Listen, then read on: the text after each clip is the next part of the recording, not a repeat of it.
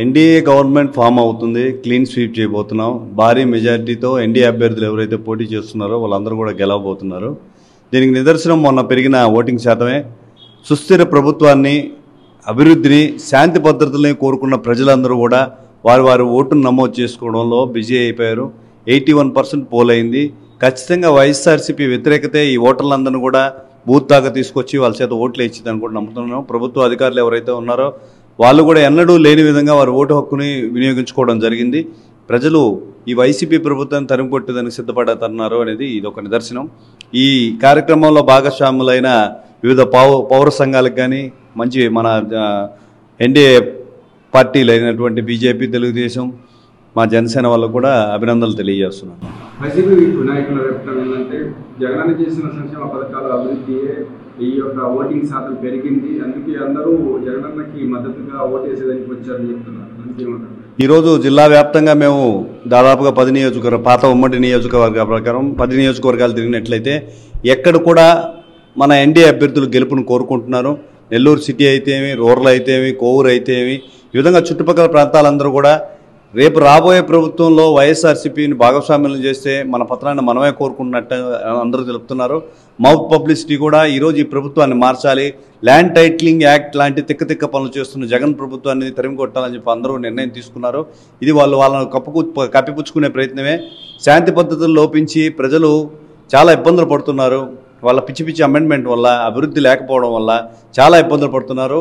ఇవన్నీ ఉత్తమ ఆటలే. కానీ రేపు 4వ తేదీ, జూన్ 4వ తేదీక కొంతమంది పేర్లు మార్చుకునేదానికి, మరికొంతమంది పెట్టేబెడ సర్దుకోవడానికి రెడీగా ఉన్నారు. ఖచ్చితంగా కూడా మంచి మెజారిటీతో ఎన్డీఏ అభ్యర్థులు గెలవబోతున్నారు. 2019లో నెల్లూరు జిల్లా మొత్తం 10 స్థానాలు వైసీపీ గెలుచుకుంది. అయితే ఈసారి ఎలా ఉండబోతుంది? ఈసారి ఖచ్చితంగా 10కి 10 మన ఎన్డీఏ ప్రభుత్వం గెలిచే పరిస్థితి కూడా ఉంది. కంచుకోటగా వ్యవహరించుకుంటారు. వీళ్ళు చేసిన దాష్టికాలు, వీళ్ళ నోర్లు, వీళ్ళ అభివృద్ధి లేమి, ఇవన్నీ కూడా నెల్లూరు జిల్లాని ఒక మంచి రేటింగ్లో నిలబెట్టబోతుంది. మన నారాయణ గారు, సిటీ నుంచి పోటీ చేసిన నారాయణ గారు అయితే అపర భగీరథుడు అనే మాట విన్నానే కానీ ఈరోజు ఆయన చెప్పింది చూస్తే నాకు కళ్ళకు కట్టినట్టు కనబడుతుంది. సంగం బ్యారేజ్ నుంచి కొన్ని కోట్ల రూపాయలు ఖర్చు చేసి నెల్లూరు ప్రజానీకానికి నీరు అందించే విధంగా ఆయన ఎన్నో ప్రయత్నాలు చేశారు. అభివృద్ధి 70%, 80 to 90% పూర్తి చేసిన ఆయన పనులు ఏవైతే ఉన్నాయో అన్నీ అక్కడే ఆపేసిన పరిస్థితి ఉంది. నెల్లూరు నగరవాసులంతా కూడా తెలుసుకొని అభివృద్ధి సాధించాలంటే మరొక్కసారికి ఆయన అవకాశం ఇవ్వాలని అందరూ కూడా తీసుకుంటున్నారు. ఎట్టి పరిస్థితుల్లో వైసీపీ ప్రభుత్వం వచ్చే పరిస్థితి లేదు. 7 పైన ఎన్డీఏ ప్రభుత్వం సాధించే అవకాశం ఉంది జిల్లా వ్యాప్తంగా కూడా తెలియజేస్తుంది. నెల్లూరు జిల్లాలో ఎన్నికల ముందు అయితే ఒక హడావుడి అయితే ఉంది, అది గందరగోళం జరుగుతాయని చెప్పేసి ఆ ఎస్పీ గారితో సహా కొంత అప్రమత్తంగా అయ్యారు. అయితే ఎలాంటి గొడవలు లేకుండా సాఫీగా ప్రశాంతంగా నెల్లూరు జిల్లాలో ఎన్నికలు జరిగింది. దీనివల్ల ఏమంటారు? ఖచ్చితంగా అండి. గడిచిన 5 సంవత్సరాలు చూసుకున్నారంటే రాష్ట్రంలో అధికారులు ఏకపక్షంగా వ్యవహరించారు. ఇసుక అక్రమ రవాణా అయితేమి, ఎవరి మీద ప్రత్యర్థులు మన మీద దాడి చేసి మేము కేసు పెట్టడానికి పోయినప్పుడు కానీ ఏకపక్షంగా వ్యవహరించారు. ఎవరిని ఏ క్వశ్చన్ అడిగినా కూడా ఎన్నోసార్లు నేను మీడియా ముందు చెప్పడం జరిగింది, పైనుంచి ఒత్తిడి అని. ఈ రోజున ఉమ్మడి అభ్యర్థులు ఎవరైతే ఉన్నారో ఏకపక్షంగా వ్యవహరిస్తున్న అధికారుల పైన ఫిర్యాదు చేయడం, వాళ్ళని ఎలక్షన్లకు 10 రోజుల ముందర వాటిని ట్రాన్స్ఫర్ చేయడం వల్ల చాలా ప్రశాంతంగా ఎన్నికల వాతావరణం జరిగింది. నీట్గా ప్రజలు వాళ్ళ ఓటును ఉపయోగించుకున్నారు. టైం దాటిపోయిన తర్వాత కూడా దాదాపు 9 గంటల దాకా కూడా ఈ ఓటింగ్ పర్సంటేజ్ జరిగింది. పిఠాపురంలో ఈసారైనా పవన్ కళ్యాణ్ గెలవబోతున్నాడా? ఈసారైనా అనే మాటే ఛాన్సే లేదండి. భారీ మెజారిటీతో పవన్ కళ్యాణ్ గారు ఈరోజు గెలవబోతున్నారు. అసెంబ్లీలో అడుగు పెట్టబోతున్నాడు.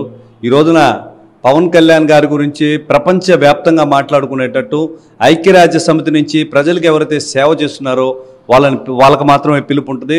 వాళ్ళలో నెల్లూరులో ఇండియా నుంచి పవన్ కళ్యాణ్ గారికి ఇద్దరిలో ఒక పిలుపు రావడం అనేది ఎంతో గొప్ప విషయమో మనం ఆలోచించాల్సిన విషయం. ఇటువంటి వారిని కాపాడుకోవాల్సిన బాధ్యత ప్రజలకు ఉంది. పిఠాపురం వాసులంతా కూడా క్లీన్ స్వీప్ చేయబోతున్నారు. భారీ మెజార్టీతో పవన్ కళ్యాణ్ గారిని గెలిపించబోతున్నారు. సామాన్యుని గలం అసెంబ్లీలో వినబడబోతుందని కూడా మేము అందరూ ఎదురు చూస్తున్నాం. అదేవిధంగా మొన్నటి వరకు వైసీపీ నాయకులు వైనాట్ 175 అంటున్నారు. అయితే 2 రోజుల కిందట ఐపాక్ వాళ్ళతో కలిసిన తర్వాత 151 సీట్లు పై చెలుపు వస్తాయి మాకు సీట్లు అని కూడా చెప్తున్నారు. దాని మీద మీరేమంటారు? తడబాట్లు అలవాటైన వైసీపీ ప్రభుత్వం తడబాటుతో చెప్పుంటుంది. 151 పైన ఈరోజు ఎన్డీఏ అభ్యర్థులకు వచ్చే పరిస్థితి ఉంది. వైనాట్ 21 టు వైసీపీ అనే క్యాప్షన్ నేను కూడా ఇస్తున్నాను. ఎక్కడ కూడా ప్రజల్ని సాటిస్ఫై చేసిన పరిస్థితి అయితే లేదు. రాజధాని లేదు, విధ్వంసాలు వచ్చిన కాడి నుంచి మన ప్రజావేదిక కూల్చివేయడం కాడి నుంచి ఎన్నో దుశ్చర్యలు పాల్పడ్డారు. కిషోర్ గారు 175 అన్నారు, అయితే ఇప్పటికీ తగ్గించి 151 పైచిలకు అంటున్నారు వైసీపీ వాళ్ళు. దానికి ఏనంటారు? అదేనండి, కంగారు స్టార్ట్ అయింది. మన అనిల్ కుమార్ గారు కూడా పల్నాడు నుంచి మాట్లాడుతున్నట్టు చూస్తే మొదటి ఊపు, మొదటి ధైర్యం లేదు. ప్రజలకి ఫ్రీగా ఇచ్చేసాం కదా, అభివృద్ధి సాధించకపోయినా గెలిపిస్తారులే అనే ధీమాతో వచ్చారు. ఇక్కడ ఎన్నికలు చూస్తే తారుమారైనవి. మీరందరికీ, మీడియా మిత్రులకి, ప్రజలందరికీ కూడా తెలిసిన విషయమే. ఎవరికి ఓటేసేవారు అంటే ఏకపక్షంగా జిల్లాలో మొత్తం ఉమ్మడి అభ్యర్థులు సైకిల్కే కాబట్టి సైకిల్ అనే హవా నిలిచింది. ఫ్యాన్ తీసి ప్రజలందరూ కూడా చెత్త కుప్పలో పడేశారు. ఆ విషయాన్ని తెలుసుకొని 175 to 175 అంటే హాస్యాస్పదంగా ఉంటుందని కొద్దిగా తగ్గించుకుంటున్నారు. రోజుకు ఒక 25 తగ్గించుకుంటే ఎన్నికల సమయానికి ఒక 21కి పరిమితం అయ్యే అవకాశం ఉందని నేను తెలియజేస్తున్నాను. అదే చూసుకున్నట్లయితే నెల్లూరు జిల్లాలో ఇంత పెద్ద స్థాయిగా పోలింగ్ అయింది. ఇప్పుడు దాకా లేవు. ఇది ఇంచుమించు 80% దాకా పోలే. అయితే బయట రాష్ట్రాల నుంచి కానీ విదేశాల నుంచి కూడా వచ్చి ఓట్లు చేసిన రకాలైతే ఉన్నాయి. అయితే వీరంతా ఎవరు ఓటేశారని అనుకుంటున్నారు? ఖచ్చితంగా యాంటీ గవర్నమెంట్ అండి. ఈరోజు ల్యాండ్ టైటిలింగ్ యాక్ట్ తీసుకుంటే విదేశాల్లో ఉన్న బిడ్డలు ఇక్కడి నుంచి మనకి అభివృద్ధి సాధించలేదు, మనకి ఉద్యోగ అవకాశాలు ఇప్పించలేకపోయాం. ఇక్కడి నుంచి వెళ్ళి బయట జాబ్ చేసుకున్న పిల్లలందరూ కూడా పర్టికులర్గా జనసేన మద్దతుదారులు ఎవరైతే ఉన్నారో వాళ్ళు గట్టిగా మమ్మల్ని హక్ చేసుకొని మన ప్రభుత్వం స్థాపించాలి, ఈ ప్రభుత్వాన్ని పారదోలాలి, మనం కొనుక్కున్న ఆస్తుల మీద ఆయన ప్రింట్ ఏంటి, మన ఆస్తి కాగితాలు మన చేతుల్లో లేకపోవడం ఏంటి అనేది గట్టిగా తీసుకున్నారు. ప్రజల్లో అవేర్నెస్ వచ్చింది. ఖచ్చితంగా కూడా వైసీపీ ప్రభుత్వానికి బుద్ధి చెప్పాలనుకున్నారు కాబట్టి భారీ శాతంలో ఓటు నమోదైంది. ప్రభుత్వం స్థాపించబోతుందని కూడా మాకు నమ్మకం ఉంది. ఒకటి కిషోర్ గారు, జగన్మోహన్ రెడ్డి చెప్పింది మీకు మేలు జరుగుంటేనే ఓటు వేయండి అని చెప్పేసి అడిగారు. అదే అది జరుగుంటే వేసుంటారా? కొంతమంది ఇల్లిటరేట్ ఎవరైనా వేసుండొచ్చు అండి, నేను చెప్పలేను. ఎందుకంటే నేను పలుమార్లు మన మీడియా మిత్రులకు కూడా చెప్పాను, బిడ్డలు 18 సంవత్సరాల తర్వాత ఏదైనా మంచి ఉద్యోగంలో చేయాలంటే జాబ్ క్యాలెండర్ రిలీజ్ కాలేదు, ప్రభుత్వం తరపున ఆర్థిక సహాయం ఇచ్చి వాళ్ళని ప్రయోజకులుగా చేసే ప్రయత్నాలు అయితే లేదు, ఏ కుల సంఘాలకు కూడా సంబంధించిన ఆర్థిక ప్రయోజనాలు లబ్ధి పొందినట్లేదు. ఖచ్చితంగా బీటెక్ కుర్రోడు ఎవరైతే పూర్తి చేస్తున్నారో వాడు ఖచ్చితంగా రాష్ట్రం నుంచి బయటకు పోవాల్సిన పరిస్థితి.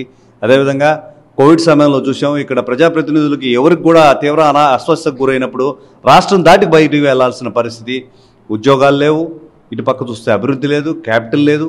ఎక్కడ వేసిన గొంగలు అక్కడే చేతిలో 10 రూపాయలు పెట్టుకుంటూ పోయి నీ ఇష్టానికి ఖర్చు పెట్టుకుంటూ పో అంటే అది చాలిన డబ్బు కుదిరే పరిస్థితి కాదు. ఆలోచన కలిగిన వాళ్ళందరూ కూడా ఏమి పొందున్నా కూడా పొందిన వాళ్ళకి అధికంగా పొందే అవకాశం మన ఎన్డీఏ ప్రభుత్వం ఇస్తుంది కాబట్టి వాళ్ళు ఇచ్చేదానికంటే 10 రూపాయలు ఎక్కువ ఇస్తాం, అభివృద్ధి సాధించి ఈ సంక్షేమ పథకాలు ఏవైతే ఉన్నాయో వాటిని రెట్టింపు చేస్తామనే మాటను నమ్మి ఓటింగ్ జరిగింది. అది జూన్ 4వ తేదీ కూడా మనం చూడొచ్చు అనుకుంటున్నాం. జనసేన పార్టీ తరఫు నుంచి 21 సీట్లు ఎంపీ స్థానాలు అయితే 2 స్థానాల్లో పోటీ చేయడం జరిగింది. అయితే ఇన్ని స్థానాల్లో గెలవబోతున్నారు. యాక్చువల్గా మొన్న మన మీడియా మిత్రులు కూడా తెలియజేసిందంటే సీట్లే 21, కానీ సీన్ మార్చిపోయేది మేమే. దాదాపుగా 175 స్థానాల్లో జనసేన పార్టీ ప్రభంజనం ఉంది. జనసేన పార్టీ పవన్ కళ్యాణ్ గారు ప్రజలకి సేవ చేయడానికి వచ్చున్నారని అందరూ కూడా ఈరోజు అంగీకరించే పరిస్థితి. కొన్ని కారణాల వల్ల వైసీపీ వ్యతిరేక ఓట్లు చెల్లనివ్వకూడదు. ఈ నియంతలాగా ప్రవర్తిస్తున్న జగన్మోహన్ రెడ్డి గారిని తెలివేయడానికి 21 సీట్లో ఈరోజు పోటీ చేయడం జరిగింది. 21 సీట్లో దాదాపుగా 18 పైచీలకు గెలిచే అవకాశం ఉంది. పోటీ చేసిన ఒక్కచోటే కాదు, నెల్లూరు సిటీలో అయితేమి, రూరల్లో అయితేమి, మన కోవూరులో అయితేమి, నాకు తెలిసిన చుట్టుపక్కల ప్రాంతాలందరూ సర్వేపల్లి అయితేమి జనసేన పార్టీ జన సైనికుల మద్దతు ఖచ్చితంగా ఉంది. వాళ్ళ వల్ల మరింత మెజారిటీ సాధించే అవకాశం ఉందని కూడా నేను చెప్తున్నాను. పిఠాపురంలో క్యాంపెయినింగ్ చేయడానికి వచ్చిన కొంతమంది యాక్టర్స్ని పెద్ద యాక్టర్ అని చెప్పి చిన్న యాక్టర్ అని చెప్పి కామెంట్ చేయడం జరిగింది. అయితే పిఠాపురం దాని నుంచి ఎలాంటి గిఫ్ట్ ఇవ్వబోతున్నారు? అదండి, ఖచ్చితంగా వీళ్ళు చేసిన చర్యలు ఏవైతే ఉన్నాయో, వీళ్ళు చేసిన నేరాలు ఏవైతే ఉన్నాయో వీటిలన్నిటి కూడా ఖచ్చితంగా ప్రతిఫలం అనుభవించాల్సిన పరిస్థితి అయితే ఉంది. ఖచ్చితంగా స్క్రూటినీ జరుగుతుంది. ఈరోజు కోట్లాది మంది అభిమానులు, నాతో పాటు కూడా మా నాయకుడు పవన్ కళ్యాణ్ గారు అసెంబ్లీలోకి లాస్ట్ టైం పోలేకపోయాడు, మేము పంపించాలని చెప్పి ఆరాధిస్తూ అక్కడికి వెళ్ళి అతని తరఫున క్యాంపెయిన్ చేయడం జరిగింది. దీన్ని కూడా వక్రీకరించడం, చిన్న పెద్ద స్థాయి గురించి మాట్లాడడం కేవలం అవివేకం, వాళ్ళు నోటి దురుసు అనే కూడా మేము తెలియజేసుకున్నాం. అనేక సార్లు చూస్తున్నారు క్యాంపెయిన్లో కూడా ఇన్ని ఇల్లు తిరగాల, మేము తిరగం అనే పరిస్థితి ఉంది. ఈరోజు ప్రజాప్రభుత్వం తరఫున ఎన్డీఏ అభ్యర్థులు ఎవరైతే ఉన్నారో, నేను ఎగ్జాంపుల్ తీసుకోవాల్సి వస్తే నెల్లూరు సిటీ నుంచి నారాయణ గారు, రమాదేవి గారు, వాళ్ళ కుటుంబ సభ్యులు దాదాపుగా 75,000 ఇళ్లకి 65,000 పైచీలకు మ్యాక్సిమం 70 కూడా రీచ్ అయిన పరిస్థితి ఉంది. ఖచ్చితంగా వాళ్ళ సమస్యలు తెలుసుకొని వాటిని బాగుపరచడానికి ప్రయత్నించిన వారే లీడర్ అని చెప్పి వాళ్ళు అనుకుంటున్నారు. వీళ్ళు కేవలం కామెంట్స్కి వాళ్ళు నోటి దురదకే పరిమితం అయ్యారు. ఖచ్చితంగా దీని వైఫల్యాన్ని అనుభవించాల్సిన పరిస్థితి అయితే ఉంది వాళ్ళకి. అయితే ఈ యొక్క కూటమిలో జనసేన యొక్క ప్రభావం ఎంతవరకు ఉందని చెప్పేసి కూటమి అనుకుంటుంది. ఈరోజు ఎంపీలు అయితే ఏమి, ఎమ్మెల్యేలు అయితే ఏమి, ఉమ్మడి ప్రభుత్వం తర్వాత మన 10 నియోజకవర్గాలు ఎక్కడ పోటీ చేయనప్పటికీ అన్ని చోట్ల కూడా జనసేన ప్రభావం ఖచ్చితంగా ఉందనేది వారు కూడా ఒప్పుకోవాల్సిన విషయం. దానికి మన పవన్ కళ్యాణ్ గారు వచ్చినప్పుడు జనాదరణ దానికి నిదర్శనం. మునుపెన్నడూ ఎన్న విధంగా నెల్లూరు కేవీఆర్ పెట్రోల్ బంక్ కాడి నుంచి నర్తకి సెంటర్ దాకా కోట్లాది మంది జనాభా ఆయనకి హారతులు ఇచ్చారు, స్వాగతించారు. ఖచ్చితంగా కూడా జన ప్రపంచనం జనసేన పవన్ కళ్యాణ్ గారి ప్రమేయం ఉంది. రేపు సాధించబోయే ప్రజాప్రభుత్వంలో మెజారిటీ పార్టీ పవన్ కళ్యాణ్ గారే అని చెప్పి కూడా తెలియజేసుకోవచ్చు. దాదాపుగా మనం ముందుగా చూసినట్లయితే అందరికంటే ముందుగా గలం విప్పించింది, విమర్శించింది జనసేన పార్టీ, జన సైనికులే. ఈరోజు జనసేన పార్టీ తరపున నేను గర్వంగా చెప్పుకోగలుగుతున్నాను. 151 సాధించిన అహంకారంతో ఏ పనులైనా చేయొచ్చిన వైఎస్ఆర్సీపీ ప్రవర్తిస్తుంటే ఇంటర్మీడియట్ డిగ్రీ పూర్తి చేసిన ప్రతి పిల్లవాడు కూడా ఎంఆర్ఓని ప్రశ్నించి మా అభివృద్ధి ఏది, మా గ్రామ నిధులు ఏది అని ప్రశ్నించారు. ఖచ్చితంగా గోవూరులో చూసుకున్నట్టయితే దాదాపుగా మా నాయకులైతే మేమైతే 75 ఇష్యూస్ మీద ఫైట్ చేసాం. గతంలో చూసినట్లయితే అక్కడ ఆయన రాజులాగా ఆయన చేసిందే ప్రభుత్వంలాగా జరిగింది. మంచి చెడులు పట్టించుకునే వాళ్ళు కాదు. ఈరోజు ప్యూర్గా అవేర్నెస్ వచ్చింది. ఈ అవేర్నెస్ అంతా కూడా జనసేన పార్టీ తరపునే. ఇలా దాదాపుగా 175 నియోజకవర్గాలు చాలా వరకు కూడా జనసేన ప్రభంజనం, జనసేన ప్రమేయం, జనసేన షాడో అయితే ఉంది. ఆ విషయాన్ని ఎమ్మెల్యేలు కూడా ఒప్పుకుంటారు. రేపు మెజార్టీలో మాకు కూడా భాగస్వామ్యం అవుతాం. చివరిగా ఒక క్వశ్చన్ అంటే నెల్లూరు జనసేన అధ్యక్షుడిగా మీ పేరైతే బాగా వినిపిస్తుంది. అది నేనుగా చెప్పుకోకూడదండి. దాదాపుగా పాత అధ్యక్షుడు ఎవరైతే ఉన్నారో జిల్లా ప్రధాన కార్యదర్శిగా దాదాపుగా 10 నియోజకవర్గాల్లో 46 మండలాల్లో ఈ కార్పొరేషన్లోని 56 డివిజన్లో నెల్లూరు రూరల్లో 18 గ్రామాలతో మంచి సంబంధాలు కలిగి ఉన్నాను.